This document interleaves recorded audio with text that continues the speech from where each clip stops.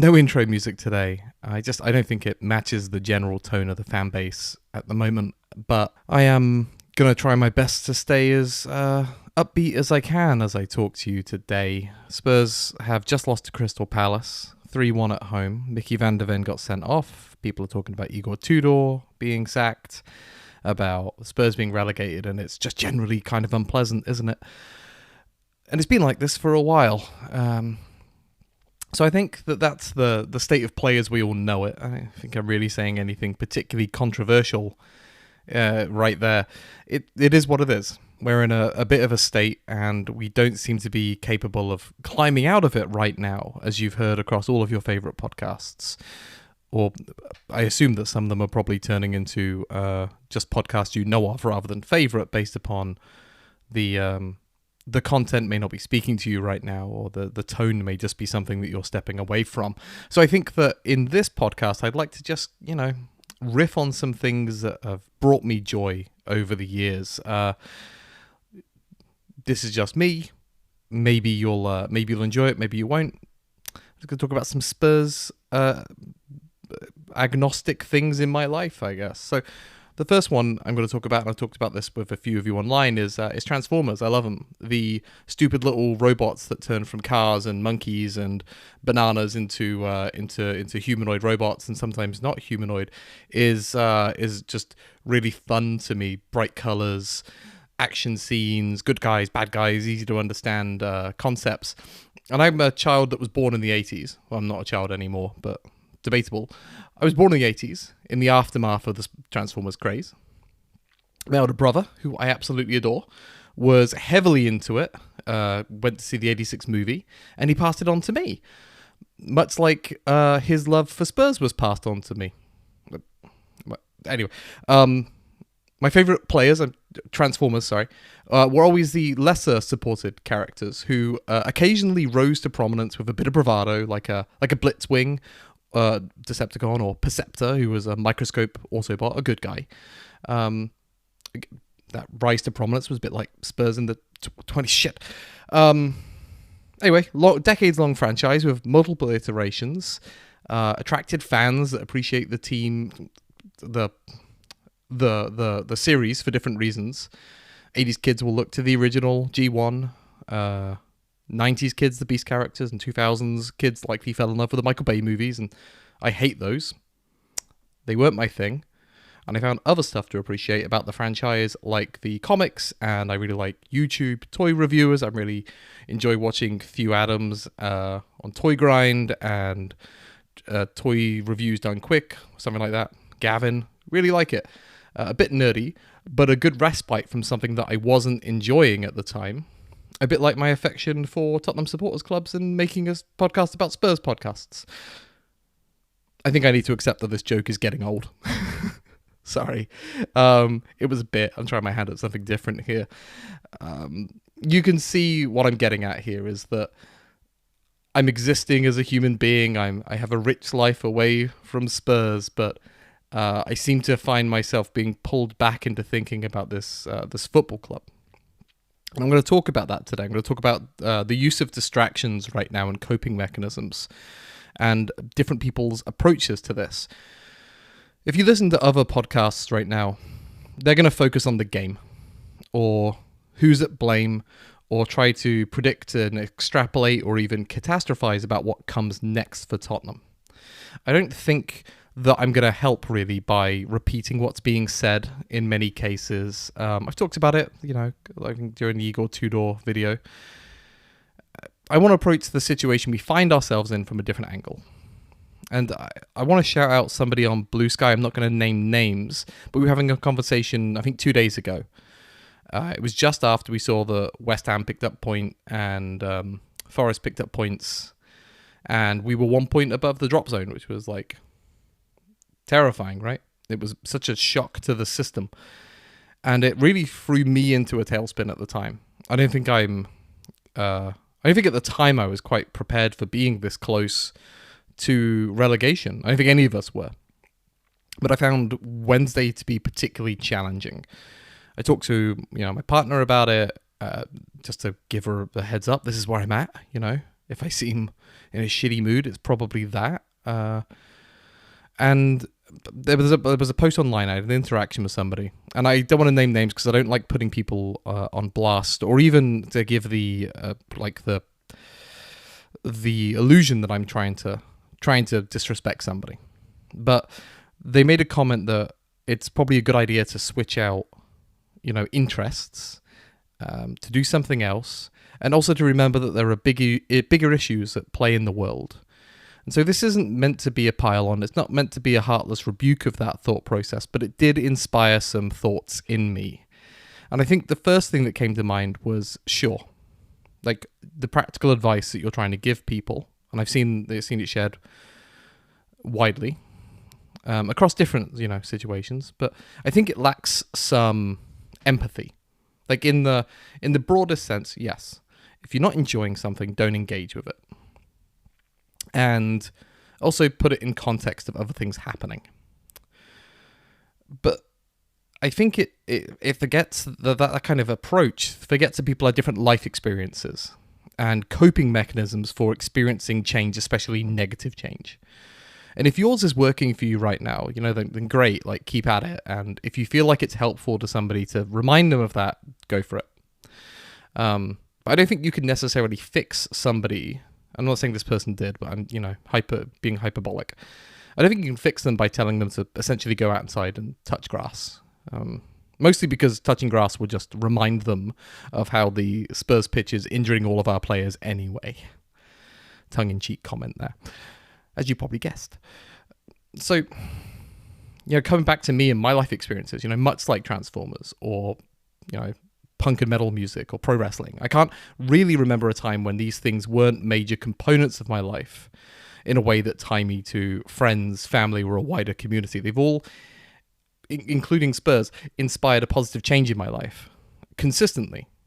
Yes, I mentioned the Michael Bay series, but I was able to step around that.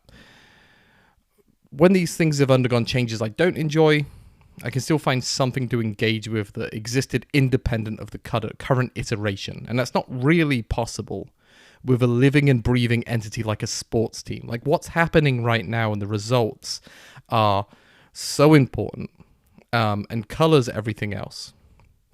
You live and breathe it for 3/4 of the year? It's a long time.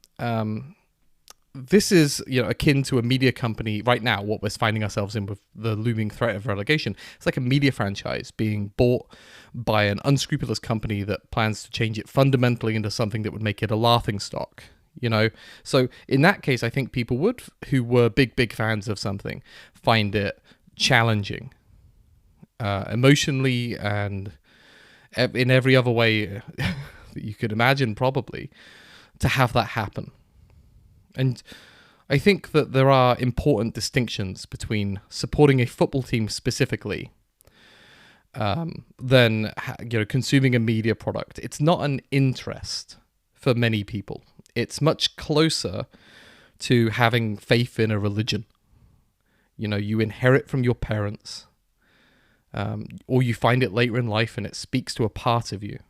You give over a part of yourself and your identity to this organization. And it gives you back, or supposedly it should give you back, fulfillment and community. And right now, we haven't been fulfilled as Spurs fans for months. And our communities are in turmoil. There are just so many expressions of sadness and anger and frustration and negative feelings and infighting that we're experiencing now. That even the stuff that we could fall back on and support each other with is being challenged fundamentally too. And Tottenham is an institution, and I mean that in sort of big I institution way. Not just that it's a business, but it's a local neighborhood, some part of people's daily lives. For others, it's been a weekly ritual for years. And for me, it's always been there as a consistent and somewhat dependable escape from all of the horrible things in the world that I mentioned earlier. There are examples of war and poverty and bigotry and other things that are happening. And for me, Tottenham Hotspur has been a nice way to escape that. Now, for some people in the community, that isn't possible for them because of the persons they are, and for being targeted with some of the things I just mentioned. But for me, and I imagine that a large proportion of the fan base, it's been an escape. And it's been an important escape in my life. Like I've mentioned before in this podcast about how it's a tie between me and my family back home. I don't see them. I'm thousands of miles away. I talk to them on the phone, once a week, once every 2 weeks, maybe months between them. We text and things, but a lot of the time what comes up is Tottenham Hotspur. It's important there. But I want to talk about something which is much more immediately personal for me, which is around 2019. And yes, this is going to be the pandemic ruined my life whinge. But in 2019, I had some huge changes happen in my life. I moved house out of where I was living. I moved further away. It was difficult to see people. I had a growing family. And then, like I said, the pandemic happened, and because of this young family, I was further and further isolated, and it was difficult to make friends, right? A lot of my friends moved away just before, just after the pandemic. I couldn't establish new roots, really, where I was living. Didn't move particularly far, but it was still enough for it to be difficult with all the social restrictions that were happening, and with trying to protect a young child from getting a horrible disease.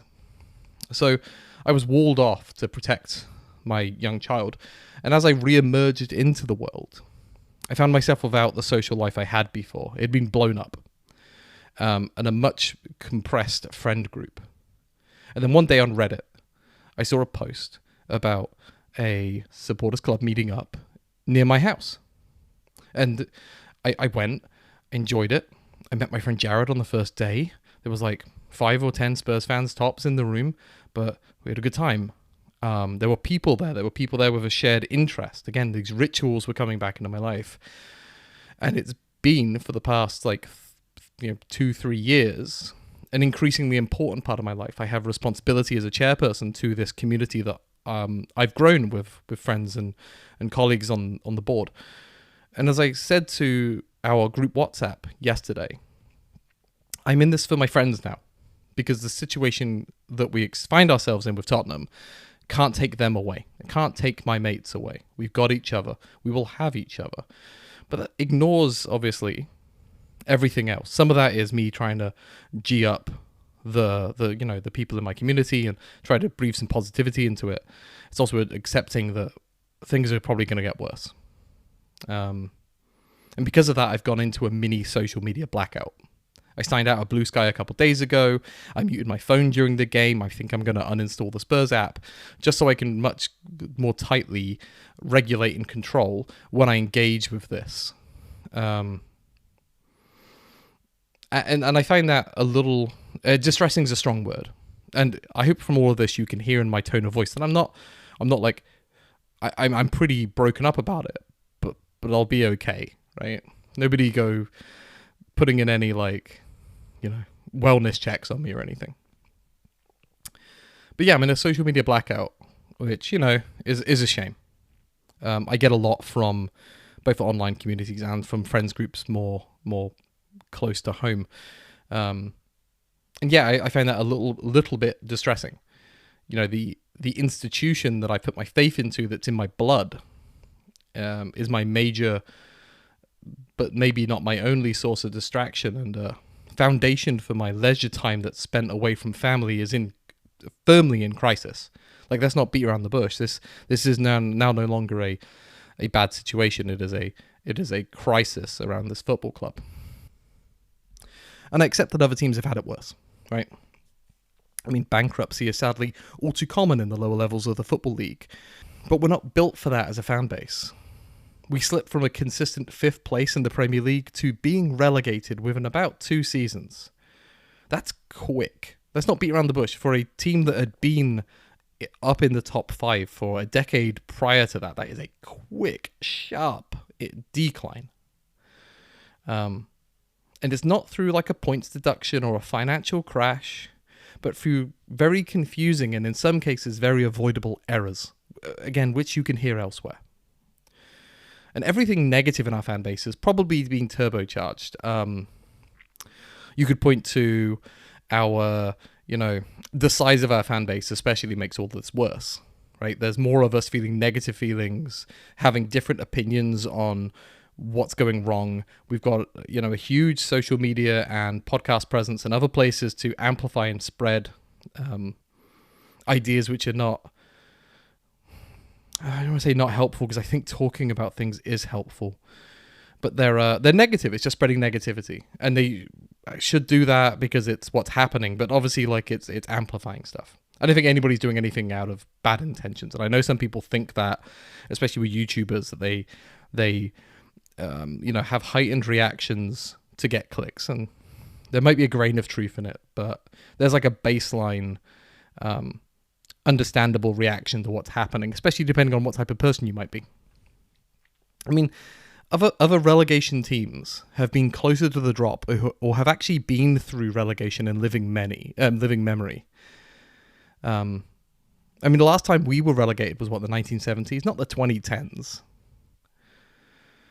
So this Tottenham versus the world sense is intensifying, right? The idea that we are everybody's second club, everybody hates us, we get songs about us at the darts, we're a laughingstock, right? That's really evident now more than ever.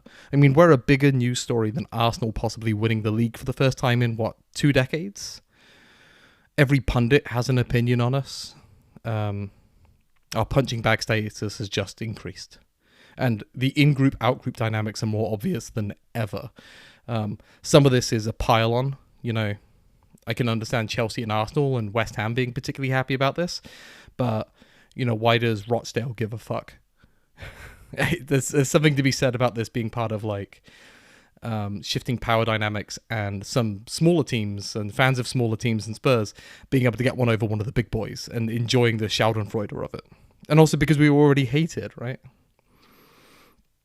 And yes, there are worse things happening in the world. I mentioned wars, poverty, bigotry, just a ton of horrible things.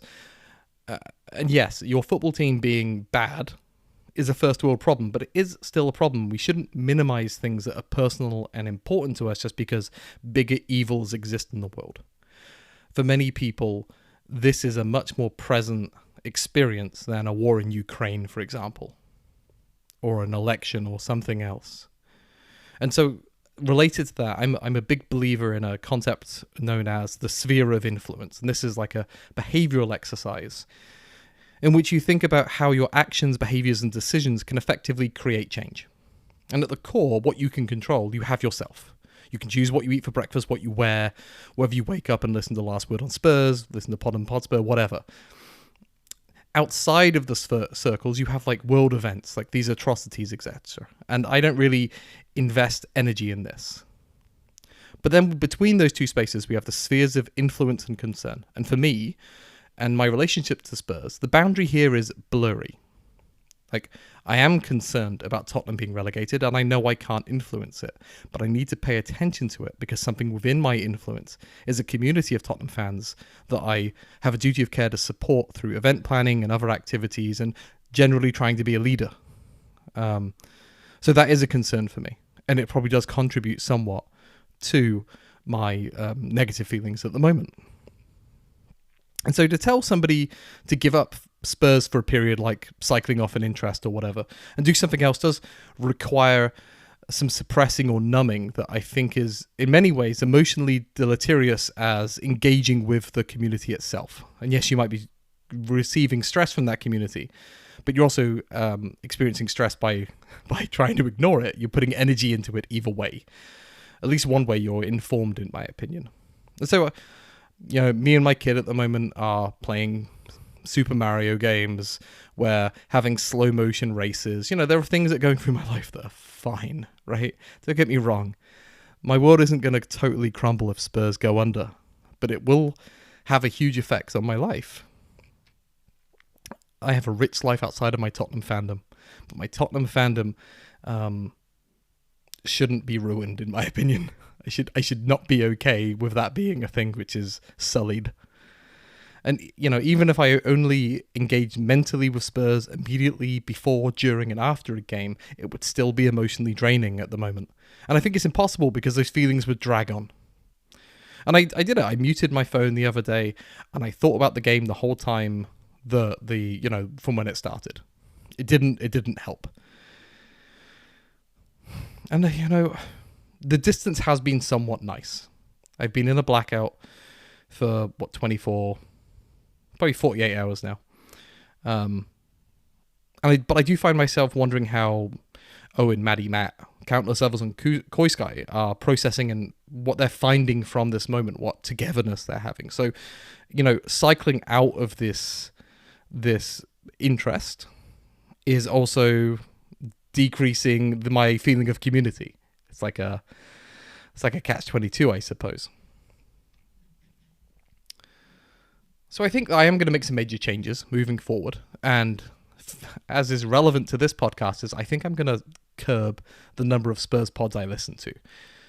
I'd appreciate this might be frustrating for some of my listeners, especially because I know people are asking for a summary of what podcasters are saying, but I don't think you want to hear it right now, and I don't really want to consume and process that much. I've listened to a few dozen already this week, and it's distressing.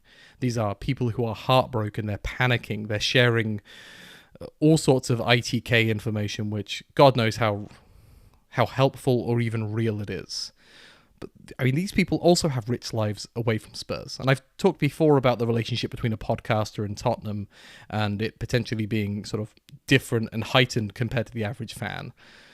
But in all these cases, I think their reactions are genuine, they're understandable, because something they adore is slipping into further embarrassment or even worse in their opinions. So let's project forward a little bit. I don't like catastrophizing. I do think that I've accepted relegation as basically a coin flip at this point, 50-50.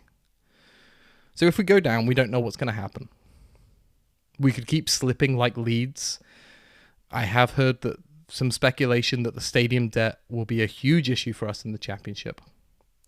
But on the other hand, we've also heard that our underpaid players will receive a 50% pay cut.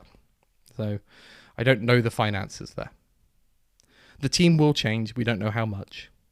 But will we walk the Championship like Newcastle? Will we sneak back via the playoffs like Villa?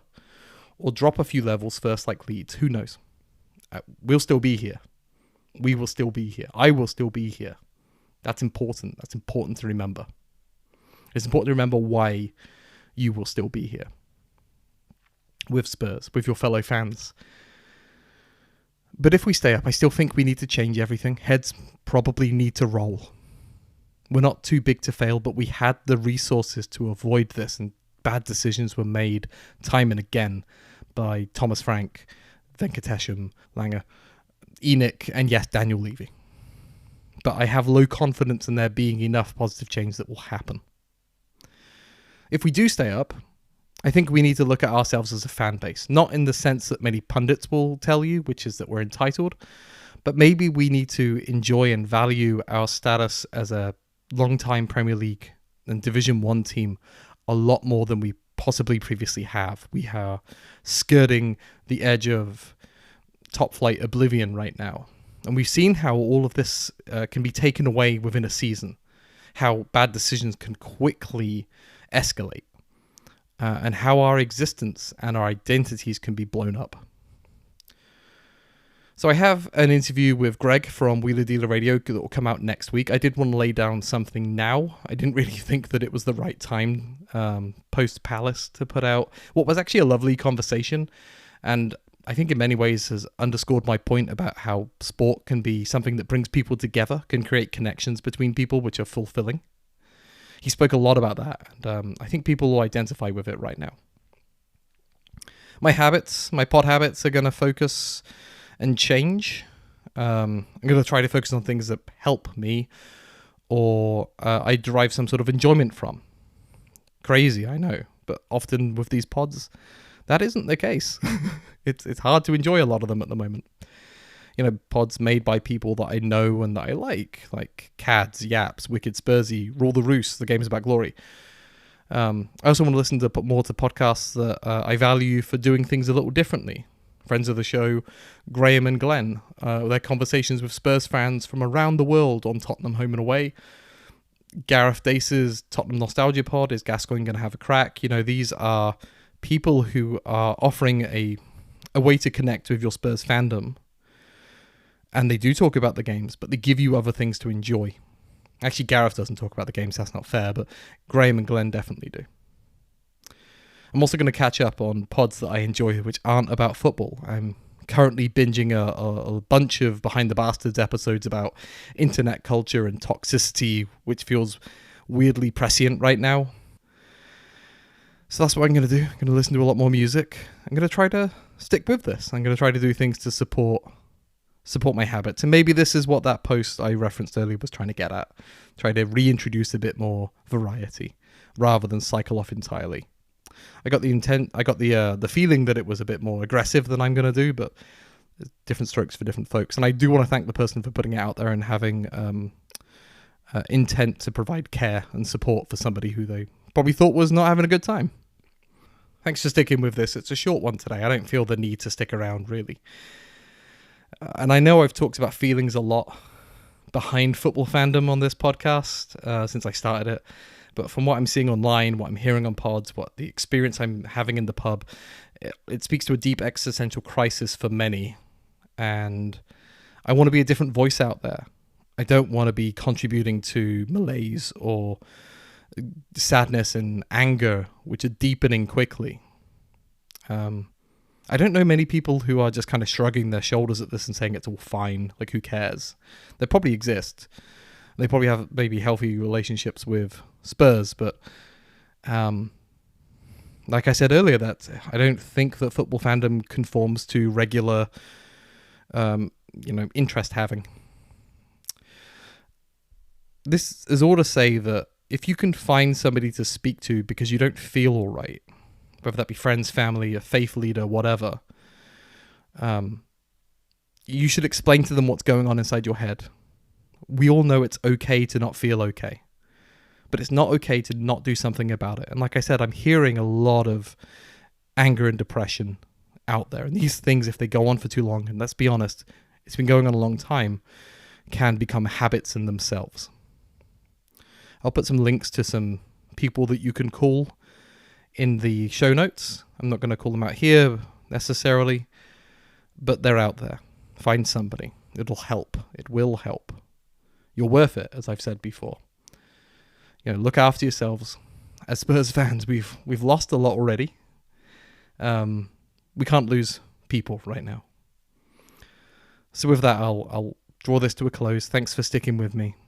This felt cathartic. I felt good saying this stuff out loud. And yeah, let's stick at it. Up the Spurs.